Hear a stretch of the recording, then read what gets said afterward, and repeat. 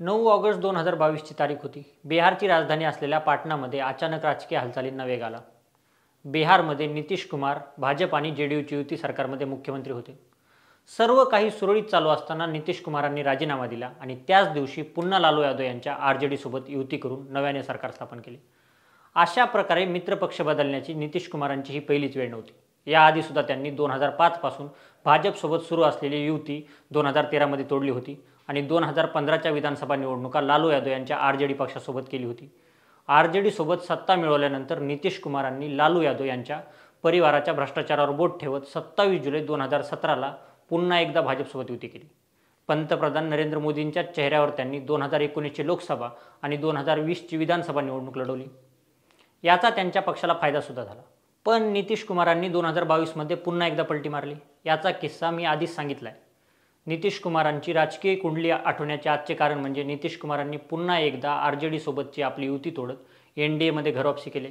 ते पुन्हा एकदा भाजपच्या मदतीने बिहारचे मुख्यमंत्री म्हणून 9व्यांदा मुख्यमंत्रीपदाची शपथ घेणार आहेत.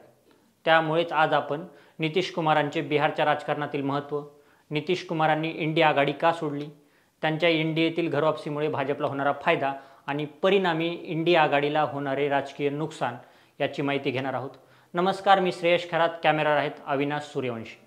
एकेकाळी भारताचा ऐतिहासिक आणि सांस्कृतिक वारसा सांगणाऱ्या बिहारची ओळख आज भारतातील सर्वात मागास आणि अतिगरीब राज्य म्हणून होते.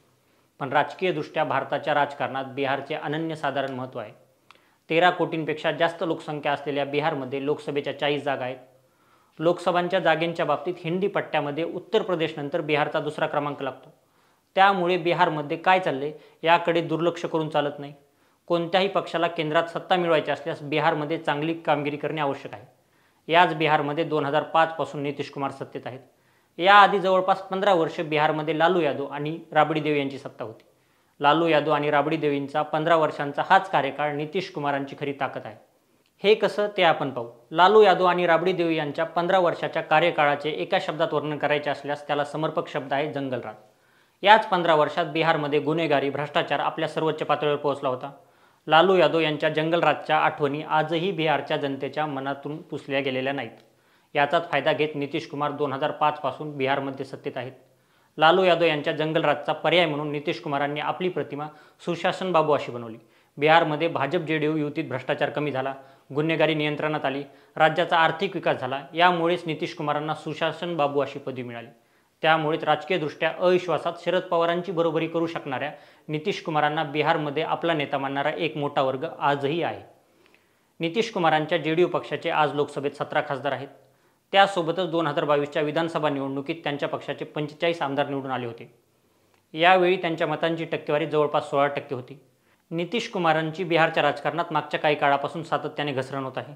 तरीही त्यांच्याकडे बिहारमध्ये 15% आसपास मतदान आहे. याच मतांच्या जोरावर ते बिहारच्या राजकारणात नुसते टिकूनच नाहीत तर मागच्या 18 वर्षांपासून सत्तेतसुद्धा आहेत. त्यामुळे नितीश कुमारांना बिहारच्या राजकारणातून वजा करता येत नाही. आता आपण पाहू नितीश कुमारांनी इंडिया आघाडी नेमकी का सोडली. नितीश कुमारांनी 2022मध्ये भाजपसोबत सुरळीत चालू असलेली युती तोडली आणि आरजेडीसोबत सत्ता स्थापन केली.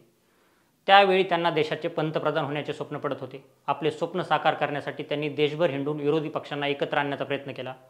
त्यात ते काही प्रमाणात यशस्वी देखील झाले होते. त्यांच्याच प्रयत्नातून देशपातळीवर विरोधकांची इंडिया आघाडी स्थापन झाली होती. मात्र आता इंडिया आघाडीतच फूट पडत आहे.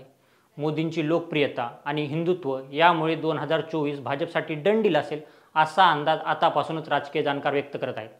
त्यामुळे इंडिया आघाडीत सुद्धा फूट पडत आहे. काही दिवसांपूर्वीच ममता आणि केजरीवाल इंडिया आघाडीतून बाहेर पडले.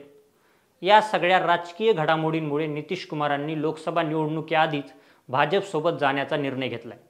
यातून हेच लक्षात येते की नितीश कुमारांनी वासरात लंगडी गाय होण्यापेक्षा मोदींचं नेतृत्व स्वीकारण्यातच समाधान मानले आहे. आता आपण पाहू नितीश कुमारांमुळे इंडिया आघाडीला काय नुकसान होणार आणि भाजपला काय फायदा होणार.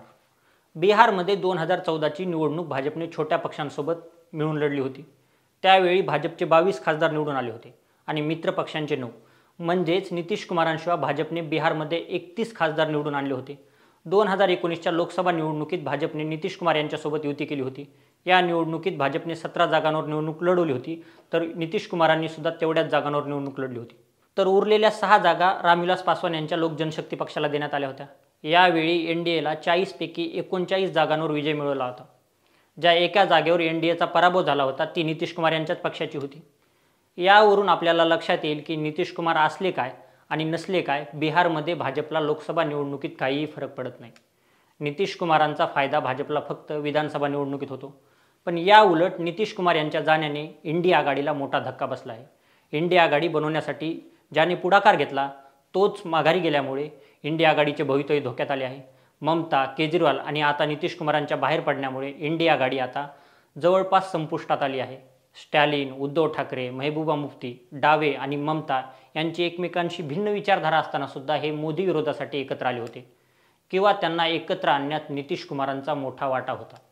पण आज इंडिया आघाडीची अवस्था खोदा पहाड आणि निकला चुहा अशी झाली आहे। नितीश कुमारांनी इंडिया आघाडी सोडणे हे विरोधकांनी आपला पराभव स्वीकारण्यासारखे आहे। तुम्हाला काय वाटतं? नितीश कुमारांनी इंडिया आघाडी सोडल्यामुळे आघाडीचं अस्तित्व संपुष्टात येईल का? निवडणुकीच्या आधीच विरोधकांनी आपला पराभव स्वीकारला आहे का? यावर तुमचं मत आम्हाला कमेंट करून नक्की कळवा। आमचा हा व्हिडिओ तुम्हाला आवडला असल्यास याला लाईक करा, शेअर करा आणि MahaMTBच्या यूट्यूब चॅनलला सबस्क्राईब करा। धन्यवाद।